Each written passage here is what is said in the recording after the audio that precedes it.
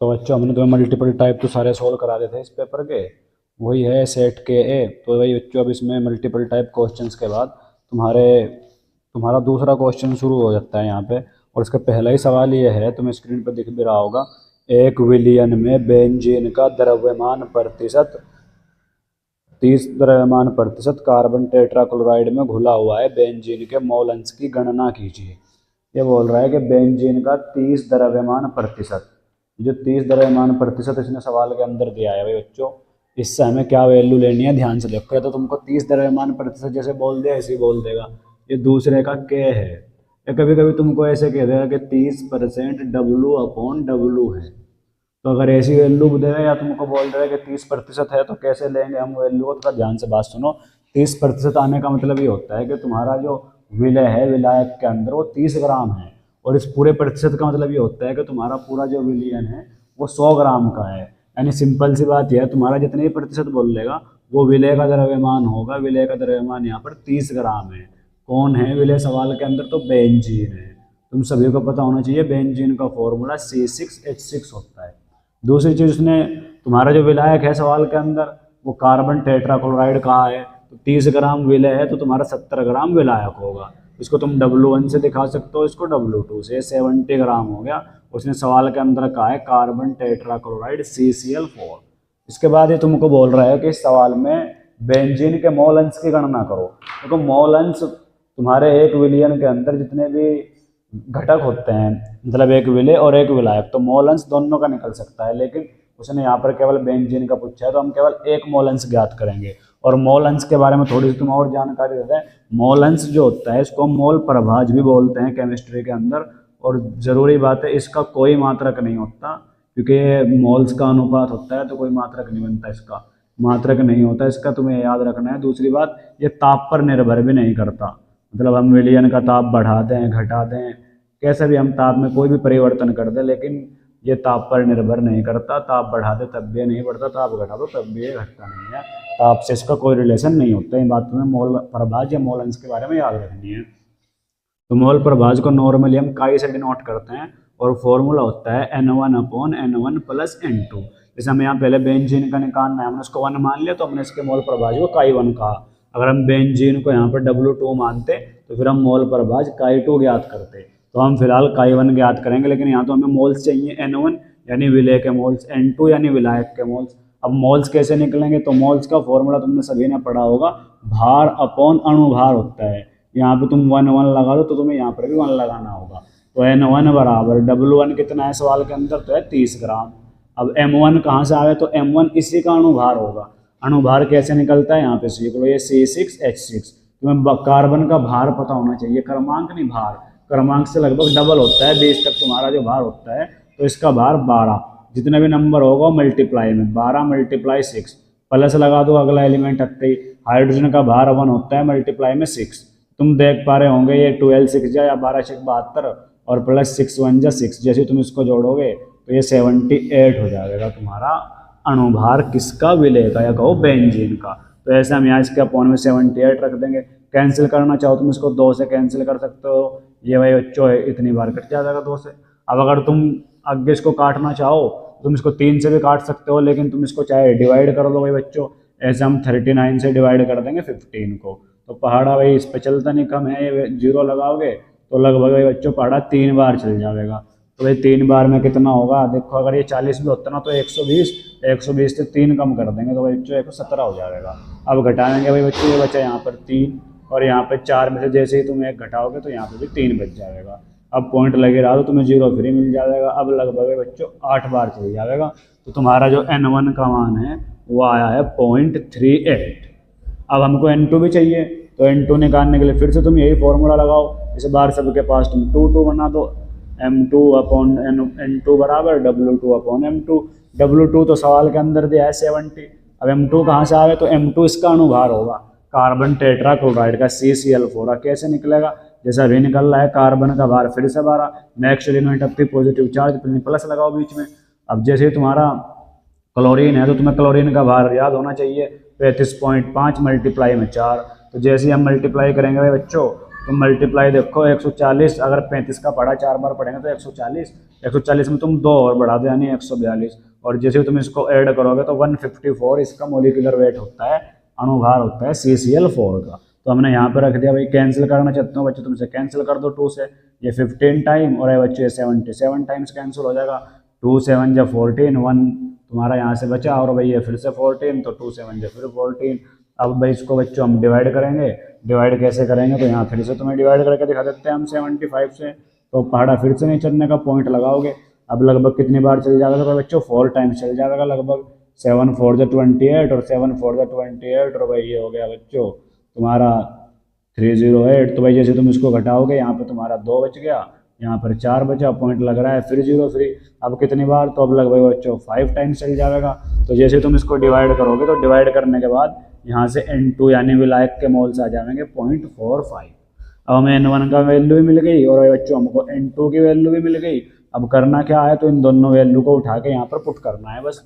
तो ध्यान से देखो तुम Chi1 बराबर N1 की वैल्यू 0.38 अपॉन में फिर से N1 की वैल्यू 0.38 प्लस N2 की वैल्यू 0.45। अब भाई बच्चों हम इसको प्लस करेंगे, ये 0.38 अपॉन में दोनों को प्लस करना है 8 में 5। तो ये बच्चों तुम देख रहे होंगे ये तुम्हारा 8 और 5 13, यहाँ पर एक भाई बच्चों तुम्हारा सर्कल यानी शेष आया, या इधर आ गया भाई, जोड़ोगे तुम बेटे तो ये इतना हो जाएगा। अब इस पॉइंट से तुम ये पॉइंट हटा दो भाई बच्चों। अब 83 से डिवाइड करना है तुमको कितने को 38 को। तो जैसे हम डिवाइड करेंगे पढ़ा फिर से नहीं चलना, हमने पॉइंट लगाया तो हमको 0 मिल गया। अब कितनी बार भाई बच्चों लगभग तुम्हारा भाई जब तक जहाँ तक हम देख रहे हैं भाई 4 बार चल जाएगा पढ़ा। तो ऐसे पढ़ लो भाई 4 तिया 12 तुम्हारा हासिल लग गया 1, और भाई 8 चुक 32 और 1 33 तुम घटाओगे बच्चों। यहाँ पर तो बच गए तुम्हारे 8, यहाँ पर 7 रह गए, 7 में से तुम जैसे ही तीनों घटाओगे तो 4 बच जाएगा, पॉइंट मिला तुम्हें 0 फ्री। अब कितनी बार तो अब लगभग 4 टाइम्स चल जाएगा बच्चों, देख लो तुम। तो ये Chi1 की जो वैल्यू आई है तुम्हारी 0.45 के समथिंग आई है। ठीक है भाई बच्चों, इस तरह तुम सोल्व कर सकते हो भाई बच्चों किसी भी सवाल को। ये वैल्यू तुम्हें थोड़ा याद रखना पड़ेगा। यहाँ से देख लो हमने कैसे सोल्व कराया है सवाल को। अब इससे अगला सवाल देखते हैं। अगर ये इस सवाल में कह देते हैं कि विलयन के दोनों घटक के मोल प्रभावी बताओ, तो फिर हमको Chi2 भी निकालना होता है। Chi2 कैसे निकालते? Chi2 का फॉर्मूला होता है N2 upon N1 plus N2। N1 N2 हमने पहले ही निकाल लिया, यहाँ पे वैल्यू पुट करोगे तो तुमको Chi2 का मान भी मिल जाएगा। अब इससे अगला सवाल देखो बच्चों, ये कह रहा है कि राउल्ट का नियम समझाइए। तो राउल्ट ने भाई बच्चों वास्तविकता में राउल्ट के जो नियम है उसको हम 2 केस में बांट लेते हैं। पहला जो होता है केस उसमें होता है कि तुम्हारा वाष्पशील ही तो विलय है, और भाई बच्चों वाष्पशील ही विलायक है। वाष्पशील विलय और वाष्पशील विलायक दोनों के दोनों विलय और विलायक तुम्हारे वाष्पशील होते हैं। इसको राउल्ट के नियम का हम केस 1 बोलते हैं भाई बच्चों। दूसरा जो तुम्हारा राउल्ट का नियम का केस 2 होता है, उसमें विलय तो वाष्पशील हो लेकिन विलायक तो वाष्पशील होता है लेकिन विलय अवाष्पशील हो जाएगा उसके अंदर। तो हमें भाई जैसा यहाँ पे बताया नहीं गया राउल्ट के नियम में कौन सा केस पूछा है, तो नॉर्मली हम पहले केस को ही बता देंगे। सबसे जरूरी बात कभी कभी तुमसे पूछ लिया जाएगा राउल्ट का नियम किससे संबंधित होता है, तो तुम सभी बच्चों को याद रखना है राउल्ट का नियम वाष्प दाब से संबंधित है। ये किसी भी विलयन के हमें वाष्प दाब के बारे में बताता है। देखो कैसे बताता है, क्या समझाता है राउल्ट का नियम, थोड़ा समझो तुम ध्यान से। हम कैसे बताते हैं राउल्ट का नियम, जैसे हमारे पास है बच्चों ये एक पात्र है और इस पात्र के अंदर ये पात्र बंद है भाई, मान लो इसके अंदर हमने कोई वाष्पशील विलायक भर दिया। मान लो ये वाष्पशील, चलो विलय मान लो पहले हो गया, वाष्पशील विलय भर दिया A। अब वाष्पशील है तो इसकी वाष्प उठेगी और इसकी वाष्प यहाँ पर इसकी सतह पर जो दाब लगा देगी हम उसको A का वाष्प दाब बोल लेंगे। इस द्रव की सतह पर जो दाब लगाएगी ये वाष्प, वो अलग बात है, साम्य अवस्था का जिक्र करना होगा, साम्य अवस्था में जो दाब लगाएगी। लेकिन तुम अभी इतना डिटेल समझ आओ, तुम थोड़ा बस ऐसे समझ लो इस नियम को। यहाँ पर एक वाष्पशील तुम्हारा विलायक है B, तो ये विलायक की जो दाब यहाँ पर इसकी सतह पर जो वाष्प दाब लगाएगी उसको हम उसका वाष्प दाब बोल लेंगे। अब फिलहाल ये दोनों अलग अलग हैं तो हम मानते हैं कि शुद्ध अवस्था में है, तो यहाँ पर जो वाष्प दाब लग रहा है उसको हम मानेंगे P0A, और इस पात्र के अंदर जो वाष्प दाब लग रहा है उसको हम मानेंगे P0B। अब तुम समझो हमने इन दोनों विलय और विलायक से एक नया विलयन तैयार कर दिया। अब इसके अंदर विलय भी है और विलायक भी है, ये A और B का विलयन है। तो अब यहाँ पर जो वाष्प दाब लग रहा होगा उसको हम बोलते हैं P, और वो P क्या होगा तो तुम देख रहे हो इन दोनों को योग होगा। जब यहाँ पर A भी है B भी है पर ये भी शुद्ध अवस्था में नहीं है तो हम यहाँ नोट नहीं लगाएंगे, हम डायरेक्ट ऐसे लिख देंगे PA प्लस PB। ये डॉल्टन का नियम है, अगर तुमने 11th क्लास में पढ़ा होगा। अगर तुम 2 गैसों को या भाई बच्चों दो वाष्पशील द्रवों को एक साथ रखोगे तो उनके वाष्प दाब दोनों की जुड़ जाएगी। यहाँ पर जो वाष्प दाब लग रहा होगा वो ए का भी होगा और बी का भी होगा। अब राउल्ट का नियम यहाँ से आगे है, ध्यान से सुनो। राउल्ट के नियम के अनुसार ये जो यहाँ पर द्रव ए है और जो यहाँ पर दूसरा द्रव बी है, उनके यहाँ पर जो वाष्प दाब आरोपित हो रहा है वो उनके मोल प्रभाज के समानुपाती होता है। ये होता है राउल्ट का नियम। यहाँ पर विलय ए का वाष्प दाब विलय ए के मोल प्रभाज के समानुपाती और विलायक बी का वाष्प दाब विलायक बी के मोल प्रभाज के समानुपाती। यह राउल्ट का नियम होता है। अगर हम यहाँ समानुपाती का निशान हटाएं तो यहाँ पर नियतांक आता है जो कि इनका शुद्ध अवस्था में वाष्प दाब ये होता है पी नोट ए और यह है हमारे पास काई ए। सेम ऐसे ही पी बी बराबर पी नोट बी और यह है हमारा काई बी। इस वैल्यू को अगर हम उठा कर वहाँ पर रख दें तो P बराबर हमको मिल जाएगा P नोट ए काई ए और प्लस P नोट बी काई बी, जो कि इस पूरे विलयन का टोटल वाष्प दाब होगा। तो हम इसको PT से भी दर्शा देते हैं, या हिंदी में अगर लिखो तो हम इसको ऐसे लिख देते हैं P कुल बराबर P नोट ए काई ए प्लस P नोट बी काई बी। यह राउल्ट का नियम है। अगर तुमसे केवल परिभाषा पूछी जा रही है जैसे यहाँ पर, तो उसने सम कब बोल रहा है तुमको समझाइए, तो थोड़ा तुम्हें पात्र बना के इस तरह पात्र बना के दिखाने हैं। और राउल्ट का मेन नियम यहाँ पर छुपा हुआ है। अगर तुम लिखना चाहो तो ऐसे लिख सकते हो, किसी भी विलयन में विलय ए का वाष्प दाब विलय ए के मोल प्रभाज के समानुपाती और विलायक बी का वाष्प दाब विलायक बी के मोल प्रभाज के समानुपाती होता है। या कुछ बुक्स में ऐसे भी दिया जाता है, तुम यहाँ से भी लिख सकते हो कि विलय ए का आंशिक वाष्प दाब विलय ए के शुद्ध अवस्था में वाष्प दाब और विलय के मोल प्रभाज के गुणनफल के बराबर होता है।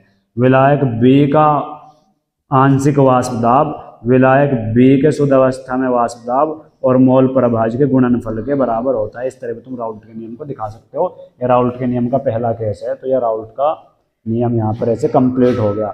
इससे अगले अगर हम सवाल को लें तो उसमें बोल रहा है भाई बच्चों के संक्रमण धातुएं तथा उनके अधिकांश यौगिक अनुचुंबकीय होते हैं, स्पष्ट कीजिए। अब संक्रमण धातुएं क्या, तो संक्रमण धातुएं किसको बोलते हैं? जो तुम्हारे डी ब्लॉक के जितने भी मेटल्स हैं, या कहो डी ब्लॉक में जितने भी एलिमेंट्स हैं, वो सभी संक्रमण धातुएं हैं। लेकिन तुम्हें याद रखना है जो डी ब्लॉक की आखिरी लाइन है जिसके अंदर है जिंक, कैडमियम, मरकरी, इनको ये बच्चों हम संक्रमण तत्व नहीं मानते हैं। डी ब्लॉक के ऐसे तत्व हैं जो संक्रमण तत्वों में नहीं आते, वरना इनको छोड़कर सभी तत्व तुम्हारे डी ब्लॉक के जितने भी तत्व हैं वो संक्रमण तत्व हैं।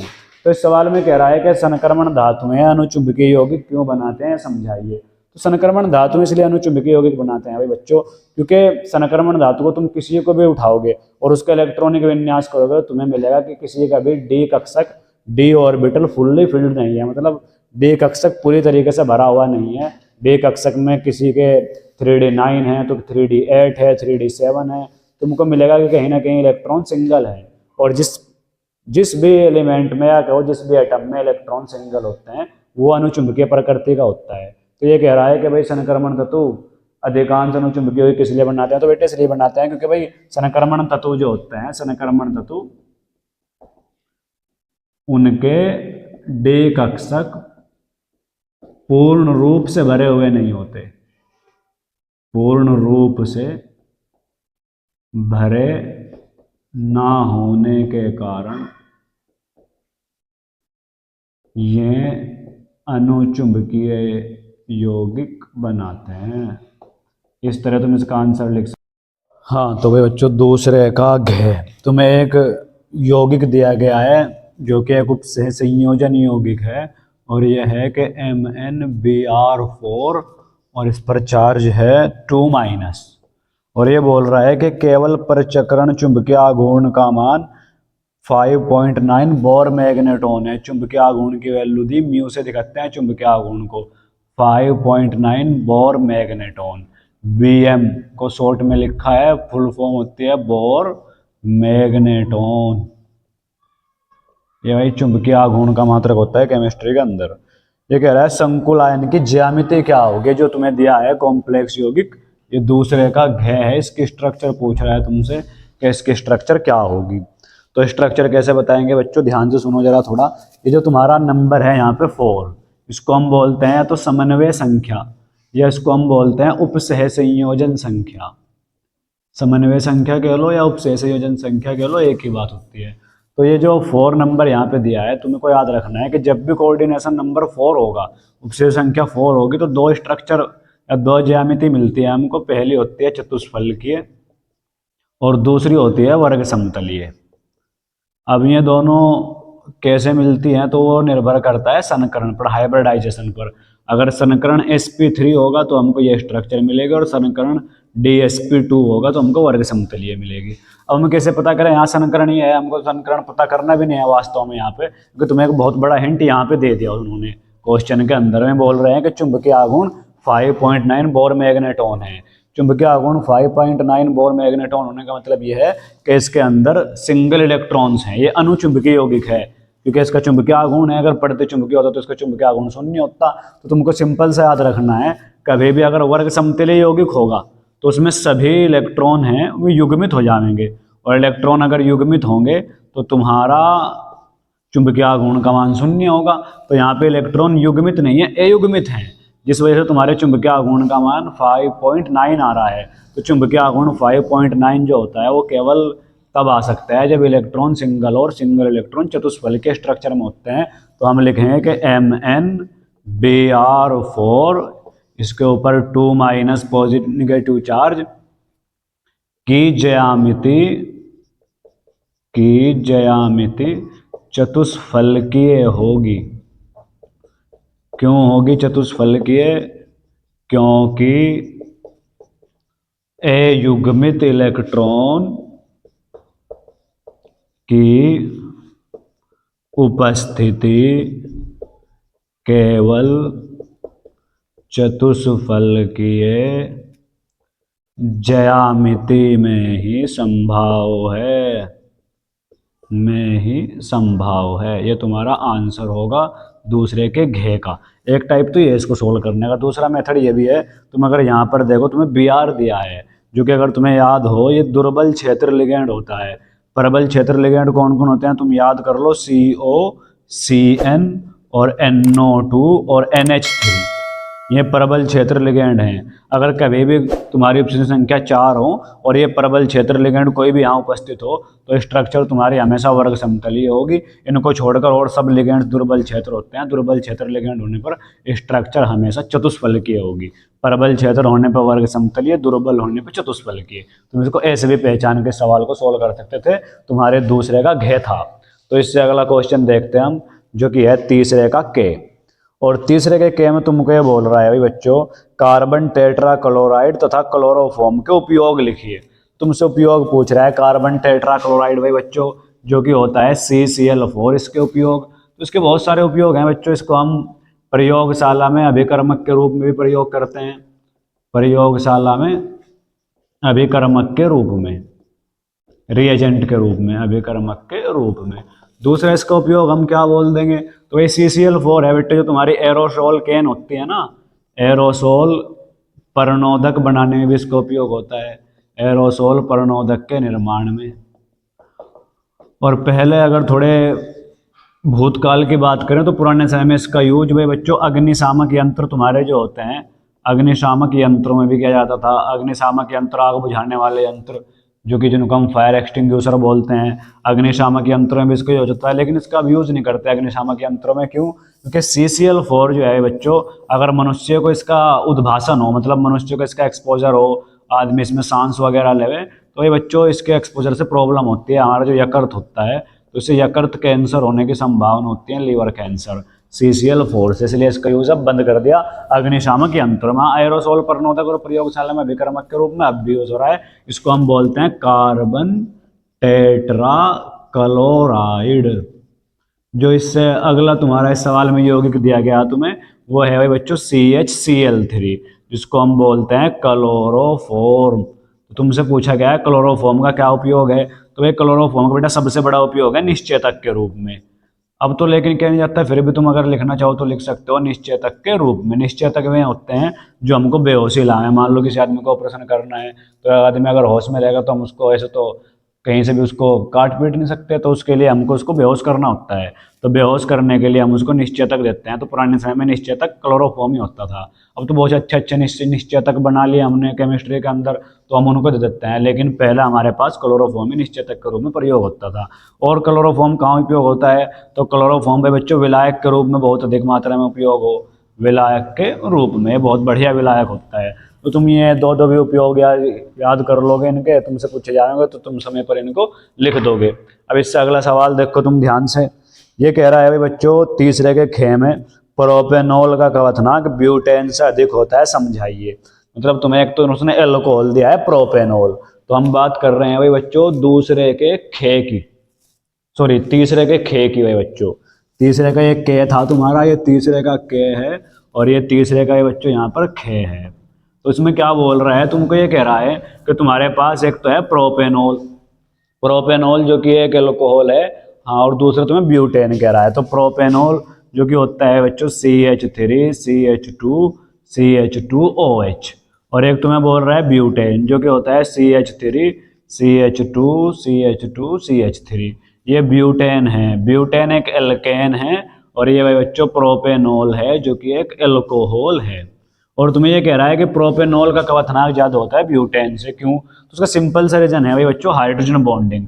प्रोपेनॉल जो होता है ये अपने अणुओं में हाइड्रोजन बॉन्डिंग करके रखता है। जैसे ये प्रोपेनॉल का अणु और ये दूसरा प्रोपेनॉल का अणु, हम इसको थोड़ा घुमा के बना रहे ताकि तुमको हाइड्रोजन बॉन्डिंग समझा सके। तो इनमें आपस में ऐसे भाई बच्चों ये O और H जो हैं यहाँ पर ऐसे हाइड्रोजन बॉन्डिंग करके रखते हैं, जिससे अणु आपस में सन्गुणित या जुड़े रहते हैं। अगर हमें इनको अलग करना है अणुओं को, भाई हीट देनी पड़ेगी, और अगर हीट दोगे तो हमको ये बॉन्ड तोड़ना होगा, हाइड्रोजन बॉन्ड। जबकि अगर हम इससे अगले यौगिक की बात करें जो कि तुम्हारा ब्यूटेन है, ब्यूटेन में कोई हाइड्रोजन बॉन्डिंग नहीं संभव हो सकती। क्यों नहीं संभव हो सकती? क्योंकि ना तो इसमें कहीं ऑक्सीजन है जिससे जुड़ा हुआ कोई हाइड्रोजन हो। अगर हाइड्रोजन बॉन्डिंग तब संभव होती है अगर फ्लोरीन, ऑक्सीजन और नाइट्रोजन इनसे जुड़ा हुआ कहीं भी अगर तुम्हें हाइड्रोजन दिखे तो समझ जाओ कि इन दोनों अणुओं में या इस यौगिक में हाइड्रोजन बॉन्डिंग पॉसिबल है। यहाँ तुम्हें फ्लोरीन, ऑक्सीजन, नाइट्रोजन कुछ नहीं दिखाई दे रहा होगा, तो यहाँ हाइड्रोजन बॉन्डिंग नहीं होगी। अगर हाइड्रोजन बॉन्डिंग नहीं होगी तो उसके अणुओं के बीच वंडर वाल बल होगा, और वंडर वाल बल दुर्बल होता है हाइड्रोजन बंध से। तो अपना डायरेक्ट उत्तर लिखोगे, प्रोपेनॉल में हाइड्रोजन बंधता के कारण इसका क्वथनांक अधिक है, ब्यूटेन में हाइड्रोजन बंधता संभव नहीं है, यहाँ पर वंडर वाल बल होता है, जिस कारण प्रोपेनॉल का क्वथनांक अधिक और ब्यूटेन का क्वथनांक इससे कम होता है। ऐसे लिख सकते हो तुम। इससे अगले अगर सवाल की बात करें तीसरे के गे की, तो इसमें बोल रहा है भाई बच्चों केनिजारो अभिक्रिया को रासायनिक समीकरण द्वारा समझाइए। तो केनिजारो अभिक्रिया भाई बच्चों एल्डिहाइड कीटोन वाले चैप्टर में तुमको पढ़ने को मिलेगी, और केनिजारो अभिक्रिया के बारे में हम यहाँ बात करते हैं। ये तीसरे का तुम्हारा गे है भाई बच्चों, तीसरे का गे। तो केनिजारो अभिक्रिया, तो ये बच्चों सिंपल सी बात जो याद रखनी है तुम्हें, केनिजारो अभिक्रिया वो एल्डिहाइड्स दिखाते हैं जिनके पास अल्फा हाइड्रोजन ना हो। ऐसे बहुत सारे एल्डिहाइड होते हैं, लेकिन नॉर्मली हम इन दो एल्डिहाइड की बात करते हैं, जो कि पहला है फॉर्मल्डिहाइड और एक हमारे पास है बेंजल्डिहाइड। इन दो के लिए ही, इन दो के रेस्पेक्ट में केनिजारो अभिक्रिया को पढ़ाई जाती है। कैसे होगी केनिजारो अभिक्रिया? तो हम बेटे इनके दो अणु लेंगे और साथ में हम अक्सार रखते हैं NaOH और हीट देंगे। तो क्या होगा, यहाँ पर जो दो अणु है इनमें से एक अणु का ऑक्सीकरण होगा और एक अणु का अपचयन होगा। अब तुम्हें पता होना चाहिए एल्डिहाइड का अपचयन होने पे अल्कोहल बनता है, तो मेथेनॉल बन जाएगा। इसके दूसरे अणु का ऑक्सीकरण होगा तो कार्बोक्सिलिक अम्ल बनेगा HCOOH। लेकिन ये अक्षार है तो अक्षार में से OH और ये H मिलकर H2O की फॉर्मेशन करेंगे और ये Na तुम्हारा यहाँ पे जुट जाएगा, ये बन गया मेथेनॉल। और इस चीज को हम कहेंगे सोडियम फॉर्मेट। ये होती है केनिजारो अभिक्रिया। सेम अगर इसमें करनी है तुम्हें इसके भी दो अणु लेने पड़ेंगे, वही NaOH और साथ में हीट। तो तुमको एक अणु का अपचयन करना है, एक अणु का ऑक्सीकरण। ऑक्सीकरण अपचयन पूरा एक चक्र होता है, वो तुम्हें हम अलग से समझाएंगे। फिलहाल तुम इतना समझ लो कि एल्डिहाइड का अपचयन करोगे तो यहाँ पर तुम्हारा एक तो अल्कोहल बनने वाला है CH3OH, जिसको तुम बोल सकते हो बच्चों बेंजिलिक अल्कोहल, और दूसरा क्या बनेगा, तो दूसरा कार्बोक्सिलिक अम्ल बनेगा। लेकिन जो बात हमने तुम्हें ऊपर समझाई अभी, वो H और ये OH क्रिया करेंगे तो वहां पर Na जाकर जुड़ेगा। इस चीज का नाम होता है सोडियम बेंजोएट।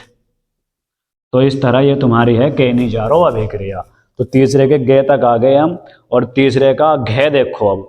तो तीसरे घे में बोल रहा है बच्चों के न्यूक्लिक अम्ल क्या हैं, इनके दो महत्वपूर्ण कार्य लिखिए। तो तीसरे का घे यहाँ पर है भाई, ध्यान से देख लो। न्यूक्लिक अम्ल क्या होते हैं ये पूछा जा रहा है तुमसे। तो बेटे न्यूक्लिक अम्ल क्या होते हैं, हम परिभाषा बोल रहे हैं तो अपनी कॉपी में लिख लियो। न्यूक्लिक अम्ल जीवों की कोशिकाओं के केंद्रक में पाए जाने वाले वे जैव अणु होते हैं जो मानव की आनुवांशिक सूचनाओं को संग्रहित और संचरित करते हैं। एक बार फिर से सुन लो, न्यूक्लिक अम्ल जीवों की कोशिकाओं के केंद्रक में पाए जाने वाले वे जैव अणु होते हैं जो जीवों की आनुवांशिक सूचनाओं को संग्रहित और संचरित करते हैं। फिर तुम्हें बोल रहा है कि दो कार्य लिख लो, तो भाई दो क्या, इनके तो बहुत कार्य हैं बच्चों। तुमको अगर दो बेसिक से कार्य बतावे इनके, तो ये बच्चों सबसे सिंपल कार्य होता है, कोशिकीय क्रियाओं को नियंत्रित करते हैं, या कोशिकाओं की क्रियाओं को नियंत्रित करते हैं। ये न्यूक्लिक अम्ल क्रियाओं को नियंत्रित करते हैं। अगर तुमने सुना हो डीएनए आरएनए दोनों न्यूक्लिक अम्ल होते हैं, तो भाई कोशिकाओं की क्रियाओं को नियंत्रित करते हैं। दूसरी बात है बच्चों, एक और यूज अगर तुम्हें लिखना है, तो बच्चों ये जो आरएनए होता है तुम्हारा न्यूक्लिक अम्ल, ये प्रोटीन संश्लेषण में सहायक होता है। इससे प्रोटीन संश्लेषण होता है भाई ह्यूमन बॉडी के अंदर, तुम याद रख सकते हो। और अगर तुम्हें बात बताएं तो भाई बच्चों ये आनुवांशिक की जो जानकारी होती है हमारी आनुवांशिक सूचनाओं